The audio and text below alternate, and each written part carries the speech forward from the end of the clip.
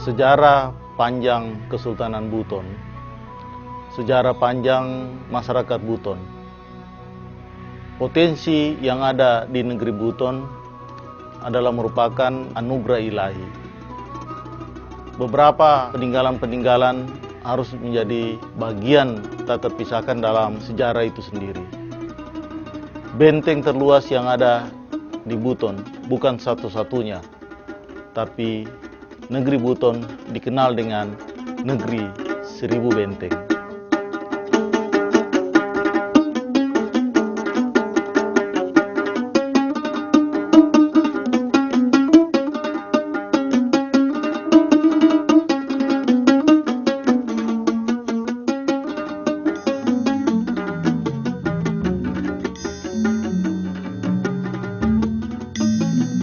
Buton adalah salah satu bentuk kerajaan pada abad ke-14 Masehi yang kemudian berubah menjadi kesultanan.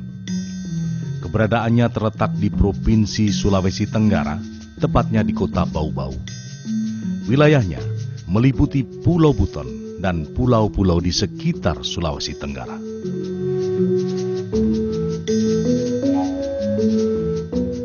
Bau-Bau merupakan satu wilayah Buton yang sangat potensial saat itu, karena berfungsi sebagai pelabuhan persinggahan para pedagang, baik dari Cina, Arab, dan Eropa, yang membawa rempah-rempah dari Maluku. Maka pantaslah, bila saat itu Bau-Bau menjadi perhatian dunia. Pada saat itu, alat tukar yang sah bernama kampua, yakni sehelai kain tenun, berukuran 17,5 kali 8 cm.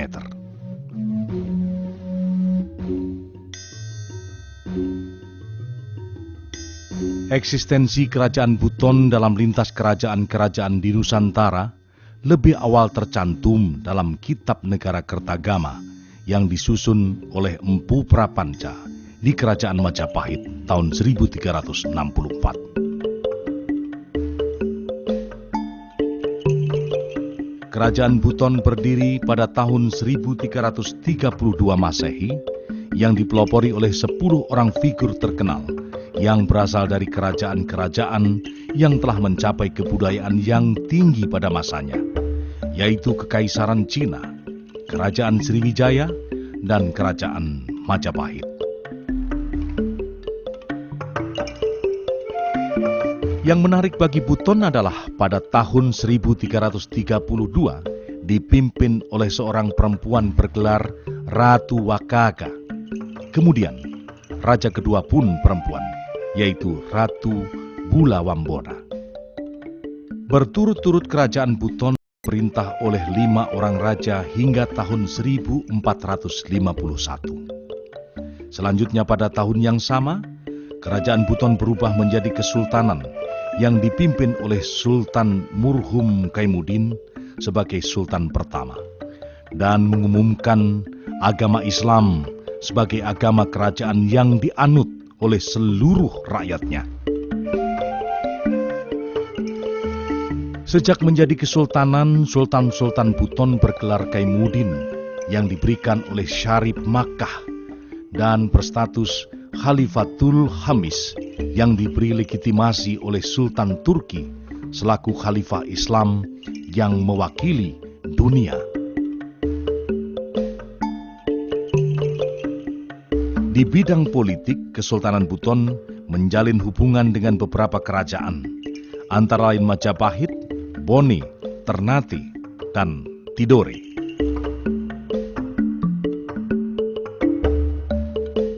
Kekuasaan zaman Kesultanan Buton secara teritorial dihapuskan setelah mangkatnya Sultan Buton Muhammad Falihi Kaimuddin tahun 1960.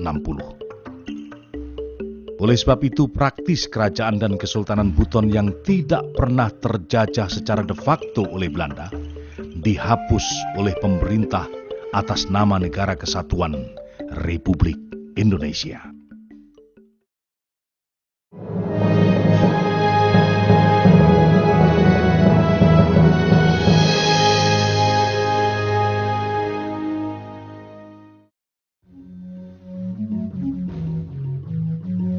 Kerajaan dan Kesultanan Buton telah mencapai 7 abad hingga kini memiliki peninggalan monumen sejarah, antara lain benteng buatan pribumi yang terluas di dunia, yakni Benteng Wuliu.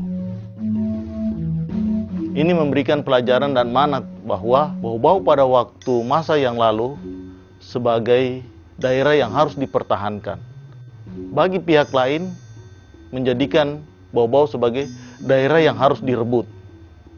Benteng terluas di dunia inilah harus menjadi cerminan dan rujukan bahwa Bau-Bau yang kita bangun adalah Bau-Bau yang mempunyai posisi strategis. Benteng ini mempunyai panjang sekitar 2,7 km yang mengelilingi pusat pemerintahan Buton. Dibangun tahun 1634 oleh Sultan ke-6 La Buke. Sultan Ghafur Al-Wadud yang bernama La Buke menyelesaikan seluruh konstruksi benteng ini dengan 12 pintu gerbang, dan salah satunya adalah pintu gerbang Lawana Kampebuni yang dilewati Arupalaka dalam persembunyiannya di Buton.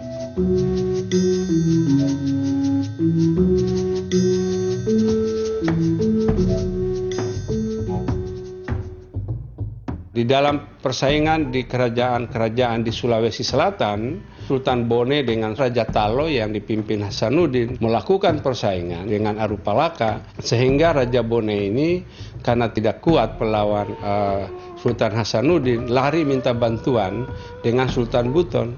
Oleh karena itu di Buton, di bawah kerajaan benteng kerajaannya itu, ada tempat persembunyian Arupalaka. Dari pintu ini, Arupalaka menyusur ke sebuah gua. Dan di gua inilah, Arupalaka bersembunyi beberapa hari dari pengejaran utusan Raja Bone, Laksamana Karaeng Bunto Maranu. Dengan suatu argumentasi yang masuk akal, maka Sapati Balu yang bernama Laode Arafani akhirnya bersumpah bahwa pada hari ini Arupalaka tidak ada di atas tanah Buton. Entah di lain hari, tapi pada hari ini tidak ada. Atas sumpah ini, kemudian utusan kerajaan Goa percaya bahwa Arupalaka tidak berada di atas tanah Buton. Pada kenyataannya, Arupalaka bersembunyi di suatu gua, itu di bawah tanah. Nah, inilah tapi agar supaya pejabat Buton ini dari Kesultanan Buton ini tidak terkena sumpah. Nah, dan inilah yang menyebabkan Arupalaka tinggal di Buton selama pengejaran itu selama 4 tahun. Kesultanan Buton senantiasa melindungi siapa saja yang berada di tanah Buton. Ini menjadi resiko bagi Kesultanan Buton terhadap lawan-lawannya, bahkan terhadap kerajaan Goa maupun Belanda. Sistem Kesultanan Buton yang melindungi terhadap siapa saja akhirnya menjadi politik luar negeri Kesultanan pada masa itu.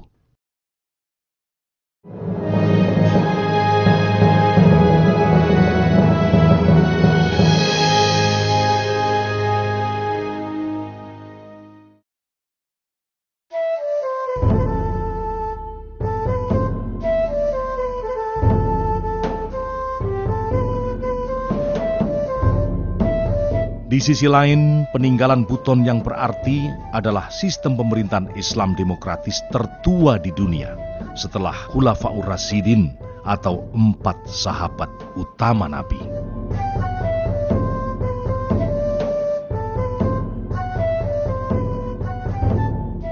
Yang namanya kerajaan yang berstruktur parlementer itu referensinya itu hanya ada di Kesultanan Buton. Seluruh dunia hampir dikatakan.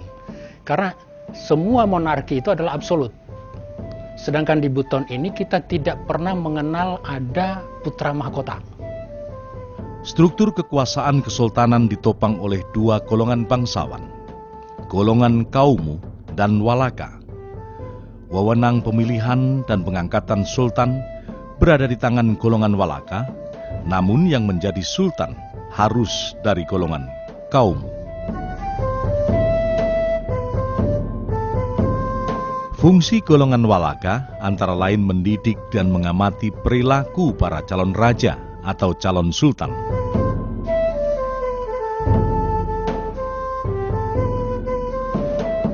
Sultan itu sebetulnya yang berasal dari golongan kaumu atau bangsawan yang paling tinggi, itu biasanya ketika dia kecil dia harus hidup dengan kelompok yang namanya walaka, yang lebih rendah dari mereka. Pada saat hidup dengan kelompok walaka mengajarkan dia, putra ini yang akan kira-kira dicalonkan jadi sultan, tentang adat istiadat kesultanan yang baik itu memerintah bagaimana.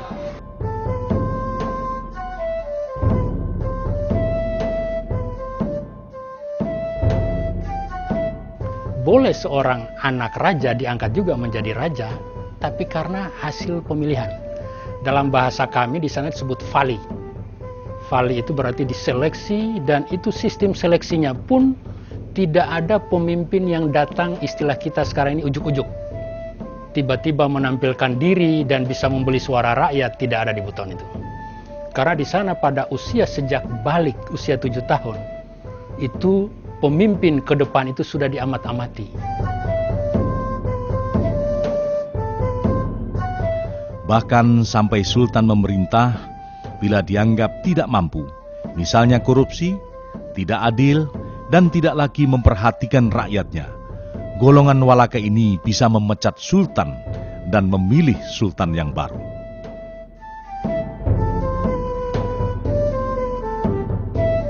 Pada Dewan Agama pun terdapat pembagian tugas. Pembagian tugas pada kelompok kaumu lebih ke arah kekuasaan temporer, dan pada kelompok walaka ke arah adat spiritual. Ini merupakan salah satu kearifan masyarakat Buton yang multikultural. Dengan potensi yang mereka miliki, perbedaan tidak dipertentangkan. Justru mereka mampu menyatukan perbedaan dalam musyawarah dan kesepakatan.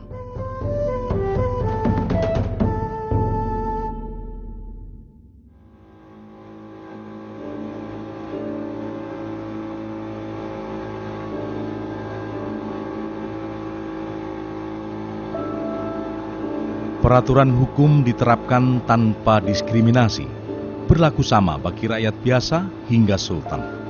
Sebagai bukti, dari 37 orang sultan yang pernah berkuasa di Buton, 12 diantaranya diganjar hukuman karena melanggar sumpah jabatan.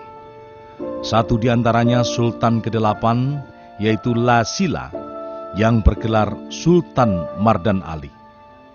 Sultan Mardan Ali mengakhiri masa jabatannya karena dimakzulkan oleh Dewan Sara Kesultanan Buton akibat melakukan bebula, yaitu perbuatan asusila, dan dijatuhi hukuman mati yang dilaksanakan di sebuah pulau kecil, dan jasadnya tidak diperkenankan dimakamkan di Pulau Buton.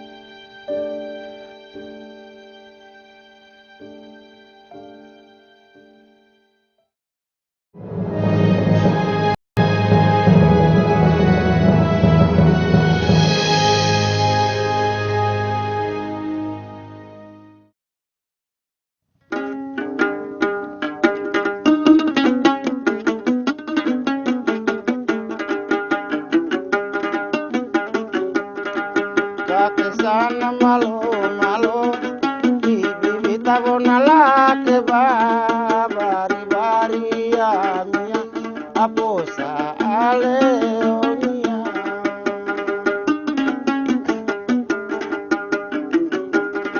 mina moi pia moi tu boni nakambelimbelia sampe mosisi abari mosi takia.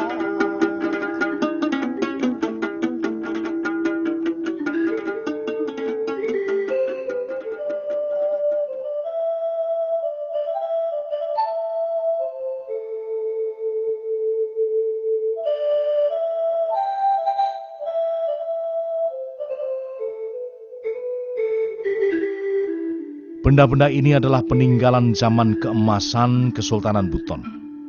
Sebagian diantaranya berasal dari kerajaan Majapahit. Demikian juga simbol-simbol kesultanan bernuansa budaya Cina.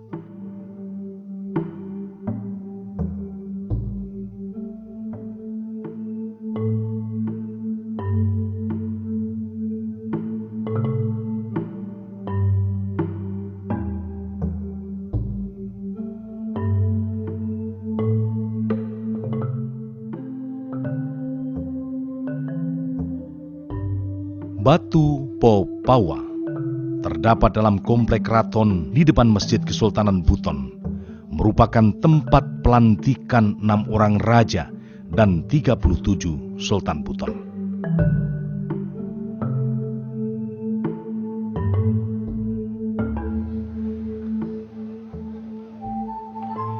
Ini adalah Balai Musyawarah Kesultanan Buton. Terdapat di komplek keraton, merupakan Balai Musyawarah Majelis Buton dalam mengambil keputusan atau kebijakan pemerintah pada masa itu.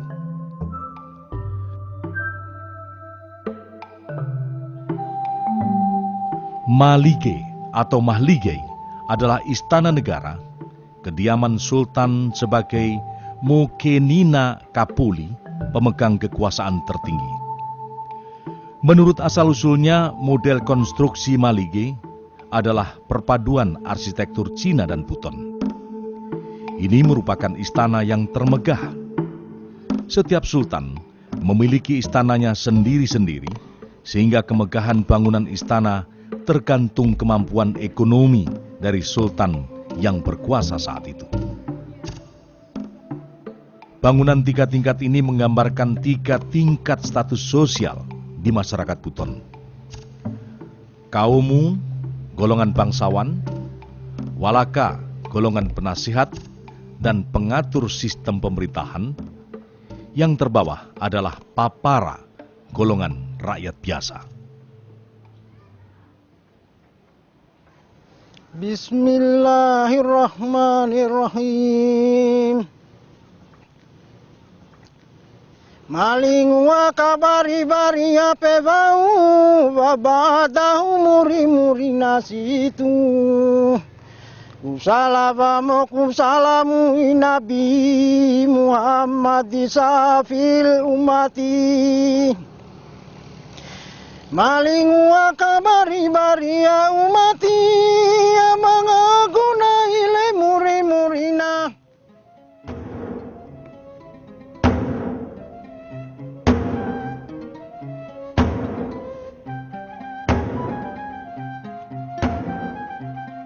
Masjid ini adalah Masjid Agung Kesultanan Buton yang dibangun pada abad ke-18 pada masa pemerintahan La Ngkariari, bergelar Sultan Sakiyuddin Darul Alam.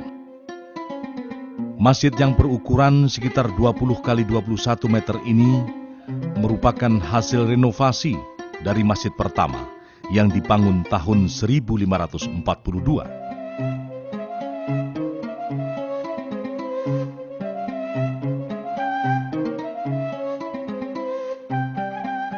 Di sisi kanan masjid terdapat tiang bendera yang didirikan tidak lama setelah masjid dibangun. Kayu untuk tiang bendera dibawa pedagang dari Patani, Siam atau Thailand.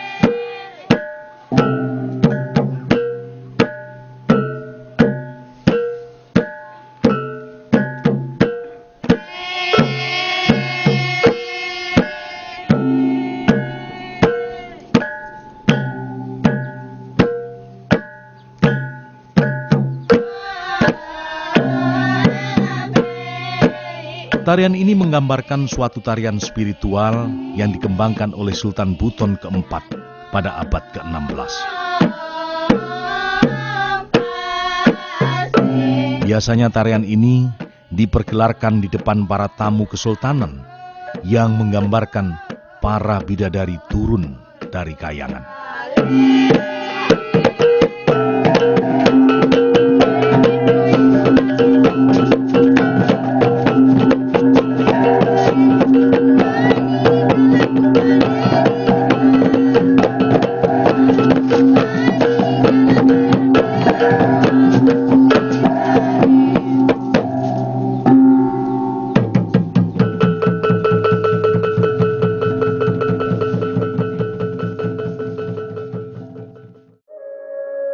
Di Buton sangat terkenal, bahasa Butonnya adalah Bolimo harta semano karo. Janganlah harta itu diutamakan jika berhadapan dengan harga diri Anda. Harus korbankan itu harta untuk membela harga diri Anda. Artinya martabat, dignity. Tetapi juga disebutkan Bolimo karo semano lipu. Tapi harga diri Anda secara pribadi harus dikalahkan oleh kepentingan kampung halaman, oleh negara. Tapi ditambah lagi satu, yaitu Bolimo lipu sormano agama. Artinya negara bisa dikalahkan kepentingan jika berhadapan dengan kepentingan agama itu sendiri. Di dalam telusur